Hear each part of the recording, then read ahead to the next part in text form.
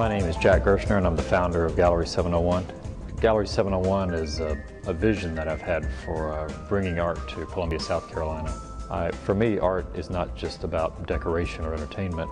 Art is, it really is about making the world a better place to live in. Despite the fact that we never had very much money, our programs were really reaching a lot of people. We were making headlines, which the arts don't often do. We had huge crowds of people coming to art exhibitions, and so it was clear that the vision was working. It seemed that the more successful we became, the more high profile we became some sort of a threat. That's the power of art, and that's why it's a beautiful thing, but also some people consider it to be quite dangerous. I think it's very important to think about that commodification of art and objectification of art, because people were very interested in the building we were in as an object and as a valuable piece of property. An enormous rainstorm came and the roof collapsed and pretty much wiped out the building. It wasn't too long after that the fire marshal came and inspected and immediately condemned the building. So we were effectively shut down by the city. 6 weeks later, we did our first chamber music concert in a church nearby in the community. So eventually we decided to bring in Wynton Marsalis. People were beside themselves with joy and would have paid anything to get in there, but we wanted to be accessible, so we kept the ticket prices very low,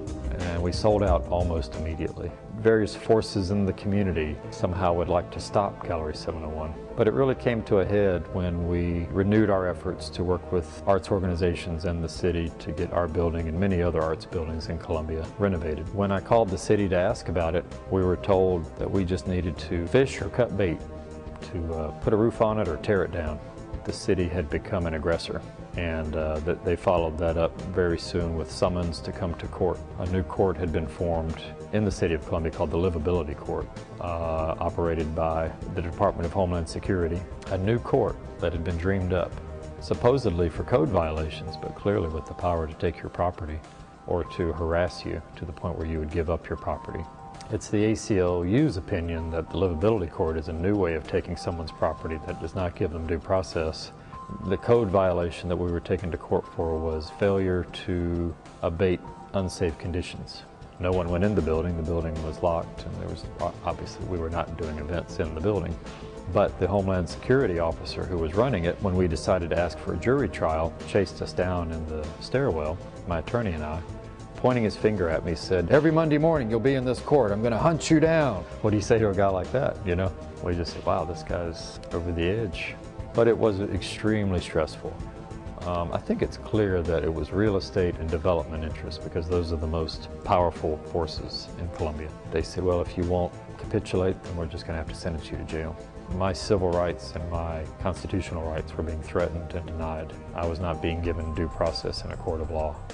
I'm not a criminal because I have a building with a hole in it. I went to jail, and that was also a very frightening experience. After I was there for about several hours, I realized, wow, everyone I met in jail seemed very honest and trustworthy, and I had nothing to worry about. I said, well, that's interesting.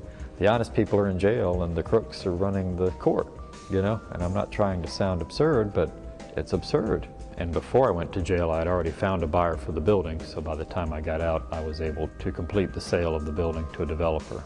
The spirit of art, to me, it's the phoenix rising from the ashes and flames. Creativity can be applied to problems, global warming, pollution, overpopulation, how are we going to feed everybody, how are we going to cure diseases. Creativity can get involved in all of these things to help solve problems. We just keep coming back. We just keep doing art events, we keep doing music, and we keep bringing happiness to people's lives.